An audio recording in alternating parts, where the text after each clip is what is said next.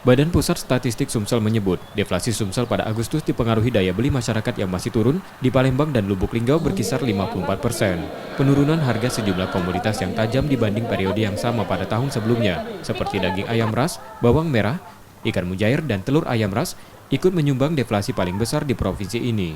Berdasarkan kelompok, makanan, minuman, dan tembakau juga mengalami deflasi 0,89%, tertinggi sejak 2018.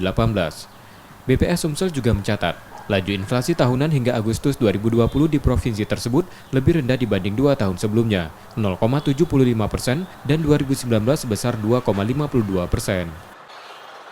Misalnya perkembangan harga itu kan ditentukan sama ya supply dan demand. Kita lihat juga musim. Seperti bawang merah, komoditas-komoditas hortikultura itu tergantung sangat kepada musim. Ya kepada musim. Jadi kalau musimnya dia panen, biasanya harga kan turun begitu kan. Nah ini yang terkadang juga atau misalnya seperti beras kemarin juga menyumbang deflasi juga beras. Ya beras kalau panen raya seperti itu gitu ya itu juga. Daya beli masyarakat yang lesu tersebut diharapkan dapat didongkrak dari stimulus fiskal yang digerakkan pemerintah dengan catatan berjalan merata. Reski Oktora, Tripida, Kompas TV, Palembang.